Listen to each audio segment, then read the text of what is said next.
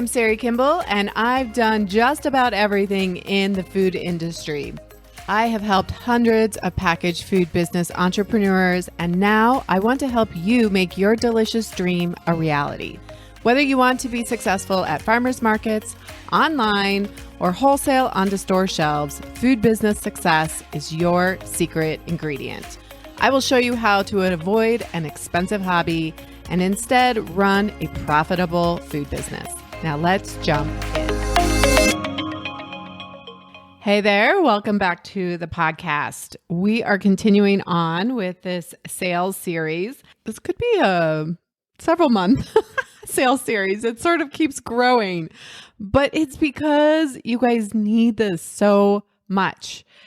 This is probably the biggest area that most of you struggle with. And so I really want to come at it from all different angles. I want to bring you some amazing guests. You heard from Dylan last week. We have some more amazing people who are VPs of sales or former buyers. I'm even working on like some actual store owners, store buyers to come in and talk to you. We're also going to hear from clients of mine who just happen to be really good at sales in their day jobs. And so they've been able to translate it over really well to this industry. Just to share from their point of view, like they're out there doing it, and give you some tips and tricks and just how they approach sales. I also, as a coach, right? You guys have heard a lot about my coaching practice as I've introduced business coaching, and I am now a certified life coach through the Life Coach School. So I really believe that mindset is so key to being successful at sales.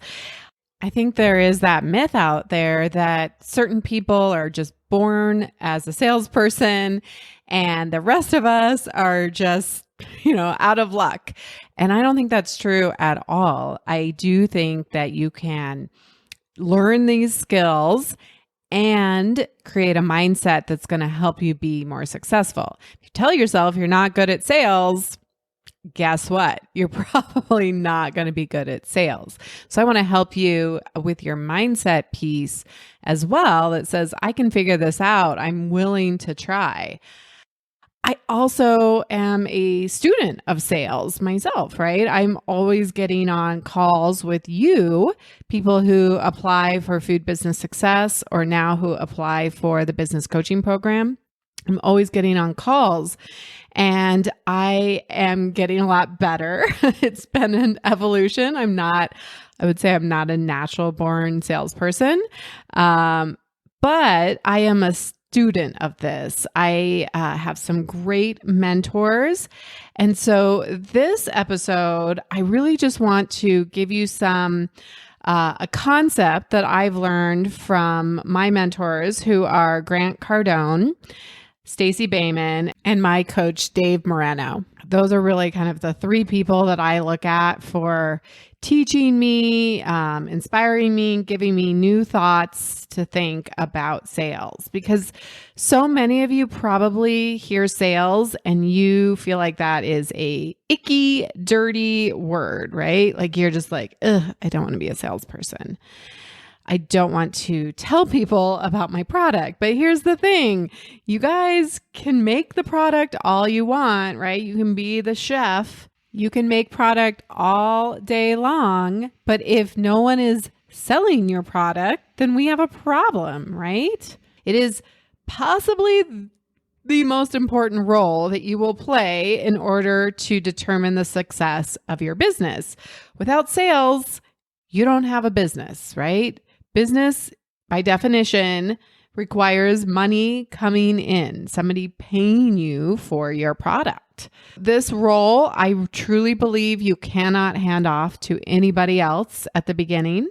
Certainly as you grow your business, yes, absolutely. But you are the chef, you are the CEO, and you know your business the best. You are the one that's going to bring the passion and the fire. and all of the things that you need to get it up and going. Once you've done that, you can definitely hand it over, right? You can definitely find salespeople to help you at the farmer's market or work with a broker or create a little sales team. All fine and good. But I am going to give you a concept today and some ideas that have come from those three folks, right? Grant Cardone, which I will say he's a character. I just recommended one of my clients listen to his Sell or Be Sold. I usually listen to books, but you can certainly pick it up as well. If you listen to it, I mean, he is such a character. He has so much energy. He may not be for everyone, but the concepts in his books are probably the best out there on sales. Stacy Boehman is actually a life coach, but she has a great podcast called Make Money as a Life Coach. And she is a master saleswoman and teaches sales and a lot around mindset. So definitely I'm very inspired in this kind of series about sales. She's definitely one of my inspirations. And then you guys heard from my coach, Dave, I think episode 50, 51. And he is a great salesperson and has definitely taught me a lot. So the first thing that I want to mention is that you guys are always selling. As human beings, I just want you to think about this for a minute. Like I said, Grant Cardone has this book, Sell or Be Sold. The first concept being, you are always selling or you are being sold to. And I was trying to explain this to somebody the other night in that, again, we think sales is like a dirty word that we're like trying to convince somebody of something they don't want. And we think about specifically in the way of like a purchase, right? So I was at a restaurant and when I was talking about this and like the server was selling us on this one dish, right? And I was pointing that out. He was like, I don't know. I don't think we're all selling all the time. I was like, listen, I sold you on this restaurant. I sold you on the wine. The server backed up my recommendation on the wine. She sold you on that dish, right? So either you're selling her on a different choice or she's selling you on choosing this one dish, right? And that's basically getting your way. Like if you get your way, you are selling. You are telling somebody that, hey, let's go see this movie or let's go to this restaurant. Or if you have children, you are selling them on, hey, we're going to church or we're going out. Like you need to wear this thing or, selling your kids on having to wear a mask, right? That's not fun, but you're selling them because you believe that's the right thing to do. Think about even if you're married, right? Like you had to sell your partner on marriage that you were a great person for him or her to marry and vice versa. You had to be sold, right? That they were going to be a good fit for you. I mean, that's ultimately one of the biggest contracts of sales you could enter into. And sometimes it's about selling ourselves. You got to sell yourself on going to work out or getting outside. Like it's way easier to sit on the couch and watch Netflix and eat popcorn, right? But we have to decide and be like, hey, here's the reasons why we should go work out or why we should go work on our business or why we should do anything else that like our brains don't really want to do. It's not conserving energy to go work out, right? But we know it's for our best good. We know that there are long-term benefits for that. And the same is true about you and your dream. You are here because you want to start or grow a packaged food business. And I will say that one of the main reasons that I see why people do not sign up for my program, do not join Food Business Success, is because they are not sold on themselves. They do not believe that they will follow through. And so I'm curious if you are sold on your dream. Do you believe you will follow through? Do you believe you will do what it takes? Do you believe you will never, ever give up? All right. So that's just kind of the first concept that I found really great in Grant Cardone's book. It's just that we are selling all the time, right? And so if we can kind of reframe it and not have it be so compartmentalized, like you're only being sold to when you walk into a store, and instead see it as like, no, sales is happening always. I'm always selling or I'm being sold to. And so it's not a big deal.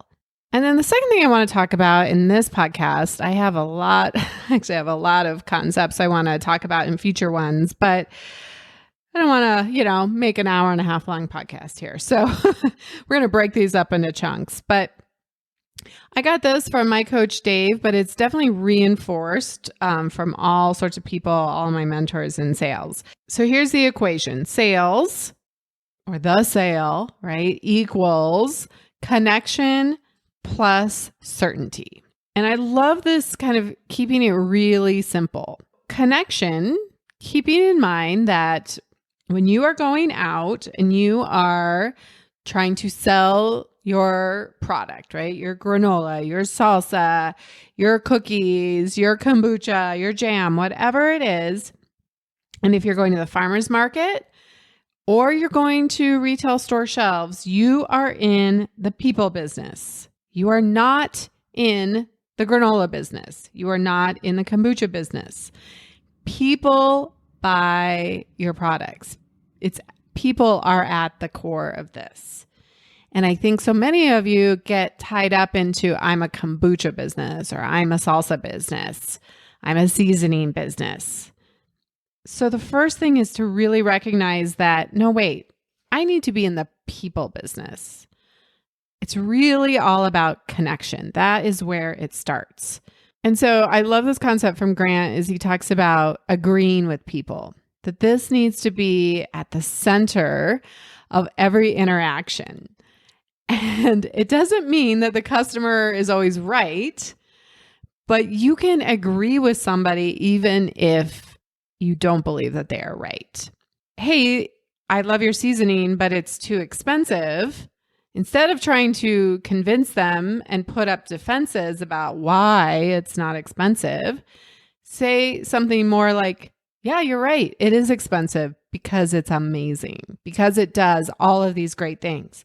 It immediately, when you agree with somebody, it kind of puts them at ease and helps them open up. If you think about kind of leaning in versus leaning out, right? Like if you go at them with defensiveness, they're going to lean out versus like, yeah, you're right. Like somebody told me the other day on a consult for coaching, she said, well, coaching's not in the budget. As I thought about it, I wish I had thought about this in the moment, but now if you get on a call with me and you say coaching's not in the budget, I'm going to say, yeah, I agree. When is coaching ever in the budget? You have probably never put coaching in your budget ever, but that doesn't mean you shouldn't. Let's do it, right? Coaching should be in your budget, but you're right. Is it expensive? Yeah, absolutely. And it's worth it 100%. If you can 10 times your revenue, why would coaching not be in your budget? So you guys can do this all the time. You need to practice agreeing. I want you to just give yourself like 7 days. I have put up sticky notes around my house because this has not come naturally at all.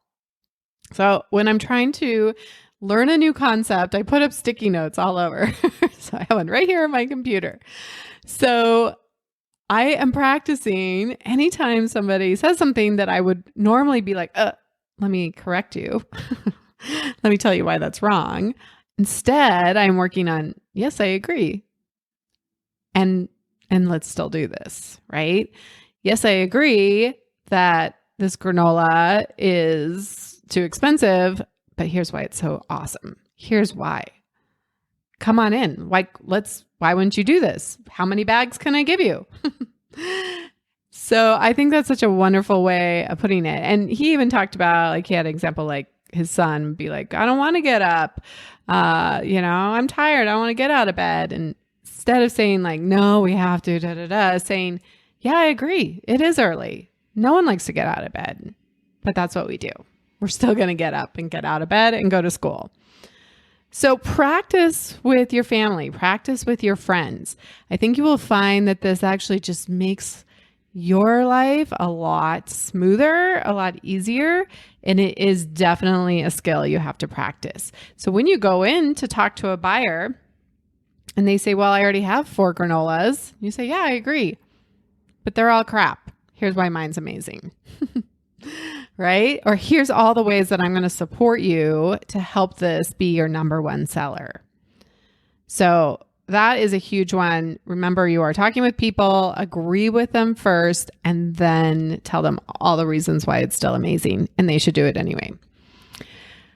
Assume responsibility for the entire process. Whenever you're going after the sale, right? You're at a farmer's market, you're talking with a buyer, you own the process.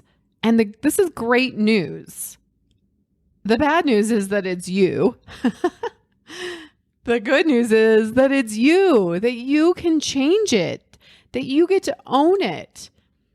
And I would love to see you actually be practicing this, not on a buyer, but with other people that are doing this, with people like myself. Inside Food Business Success, we have our group calls every month, and we are going to be practicing sales and role playing and getting better at all of these things we're talking about today. And the great news is that you, even if you're not inside Food Business Success, can now join our monthly membership where you can be a part of those calls. So if you are ready to practice more and to work with people like myself and your peers and have a safe space to do this work, I want to encourage you to sign up to join us monthly on these group calls and join our monthly membership program. And the link for that will, of course, be in the show notes. Again, this is great news that you get to assume responsibility for the entire process, but that does mean that you need to assume responsibility and do something now. Own the process, practice, right? Get better at it. Sharpen your tool. To use a cooking reference, it's easy to use like workout references, but like you wouldn't go run a marathon without actually practicing running a marathon and working up to it. And you wouldn't go enter a baking contest at a state fair without practicing your baking and getting it really good, right? Dialing in your recipe. The same is true for sales. I think so many of us just go out and wing it, and then we blame the circumstance. We blame the buyer instead of taking ownership of our own process and practicing ahead of time. And the last piece of that around connection, and you guys will see this with me, I give you so much value ahead of time, right? There's the podcast here that you're listening to. There's the YouTube channel. I just give and give and give. I give value. I give you my attention. I give my services. I over deliver. And I want you to think about how you can give. And that doesn't necessarily always mean giving product away, but how can you give value? How can you show up from a place of serving your buyer and not just gimme the sale, right? When somebody feels you walking in that way and they're like, gimme, no, that is not the feeling that generates a sale.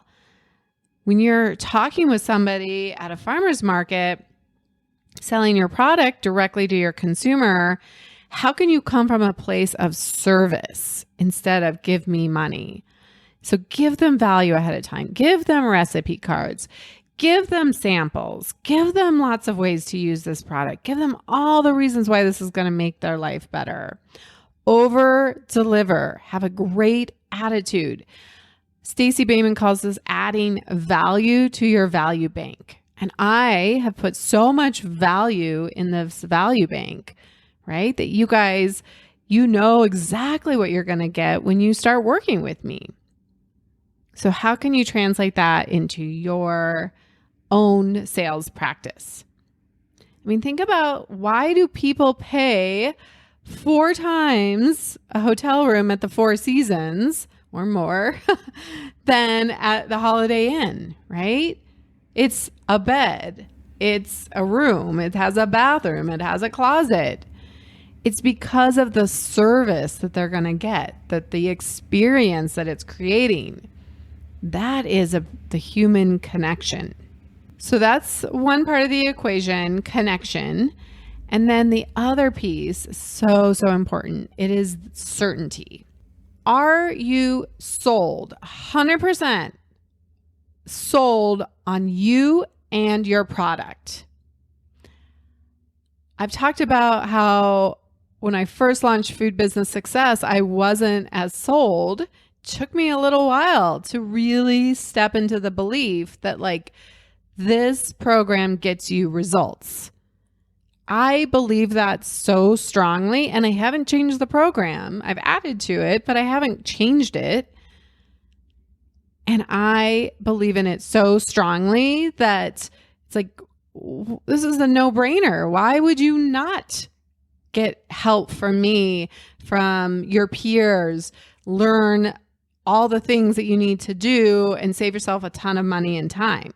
That's crazy to me, right? I am so sold on my product. I'm sold on my coaching. I'm sold on the value of my services and who I am. And I want you to ask yourself the same thing. Again, this is where I think a lot of you guys aren't as certain that you will first follow through. And some of you aren't all that sold on your product, that it can be amazing, that it will solve problems. And so if there is doubt, other people will sense that. If you're like, yeah, my granola is pretty good, but I don't know if it can really compete. I can't compete on price with those other granolas. So I don't know, right? Like, are you sold that your product is so amazing that they would be crazy not to buy it? Are you all in? People respond to your certainty, your being sold on your product. Are you committed to your success no matter what? Right? Do you have that compelling reason that is moving you forward? That is going to come across in your delivery. If you're just like, this is the most amazing product you have ever tried. Why don't you have 3 of them? Right? And it is never, ever about price. I know you guys think that it is, but it isn't. People go over their budgets all the time. We buy $5, $8 coffee. We buy $2 water because we are certain that when we are really thirsty, I can get tap water for free, right? But when you're at a ball game, say in the hot sun, you are willing to pay $2 or more for that bottle of water, right? Because you know that you are certain that that will quench your thirst, right? And you know the experience, the delight that you're going to get when you get that super fancy $8 coffee. So are they sold on the value, not on the price? Again, people are, if they're at the farmer's market, like they are there to spend money. They just want to have a great sales experience. They want to learn about your product and be so sold on the value of it. I was at a farmer's market recently with a friend, and we were, I was like, oh, you got to try this new vendor that I recently discovered. And it's like fried peanuts. And so they fry it with the shell on, and you actually eat the whole shell. There's a reel of me trying one of these a while back. So I was telling about those. I'm like, oh my gosh, you got to try these. Just see what you think, right? They're super different, right? So I'm already like creating some value and that there's going to be an experience, right? And he was just like, that's so cool. Like, I love this, right? Like, The owner was really friendly and he was just making the whole thing a lot of fun. And he was clearly very sold on his peanuts and why they were so amazing. They're like $6 for a bag of peanuts. Like, do you think that was in the budget that there was like, I'm going to spend $6 on peanuts? But he was like, yeah, give me a bag. These are awesome, right? So you want to help your people, whoever's buying the product, whether it's a buyer directly or at a grocery store, you want to really help them in the experience and seeing the value and that you are just so sold on it. You just think these are the most amazing products. Transfer certainty. And if I don't sell you on my program when we get on the phone, it's my fault because I did not own the process and I did not transfer enough certainty to you. You need to do that with your buyers as well. Support people in their desire to be right in their decision, right? Like, we want to be right. So if I'm leaning towards buying it, then tell me all the great reasons why I should buy it. Support my decision. And other ways you can do that, especially with a buyer, because they get people coming in all the time, right? Again, like with the granola example, like they have granola on their shelf. There is no reason they need another granola.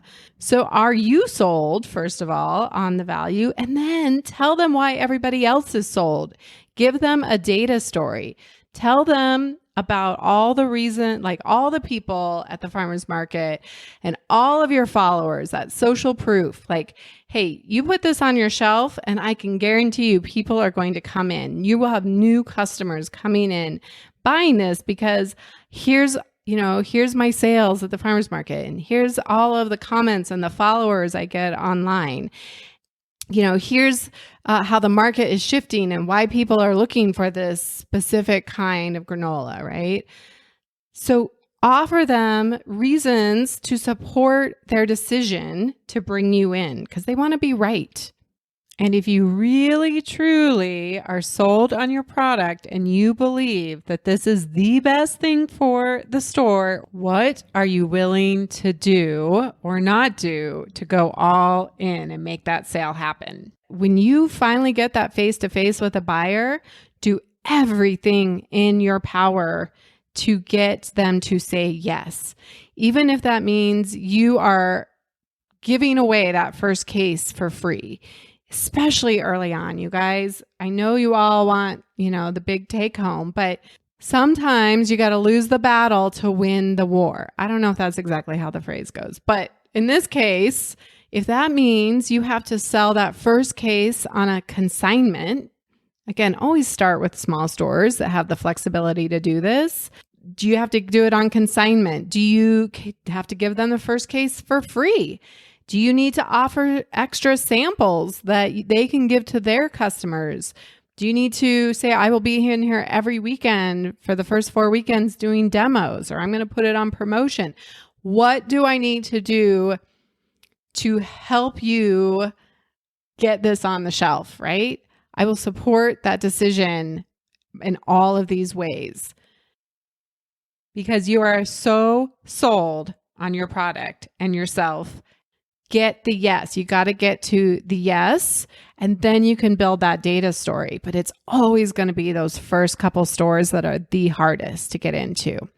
I remember getting my first client, right? And that was like the hardest thing. But when I finally got that first one, then it opened up the door to make it easier and easier for other clients to be like, oh, well, she already has a client. Great.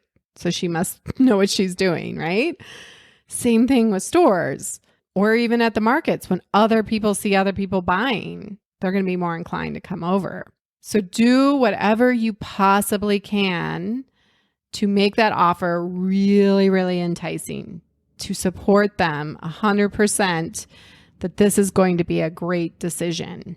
All right, so that is the sales equals certainty plus connection. And I would really recommend that if you aren't sold yet on your product and on you as an entrepreneur and a business owner, that you need to spend time every day, spend 10 minutes making a list, writing down why your product and why you are the best fit, why you are sold on this. I actually have a sticky note that says sales equals connection plus certainty. I keep that on my computer. I would highly recommend that you do the same and you really start taking that in and like, how can I create more connection, agreeing with people? How can I create more certainty? How can I sell myself harder on this business? The last thing I want to offer in this episode is I want to challenge you that if you are hard to get a sale from, if you are frugal, cheap, stingy, if you are, never open up your wallet to anything outside of your budget that's fun, that's different, if that is you, you are going to have a really hard time getting money from others because you are going to carry that belief and that energy that people should not open their wallets for you. And if you go back and listen, it was in April when I did the generosity challenge. If you have a hard time, if you notice, if you're like, yeah, that might be me.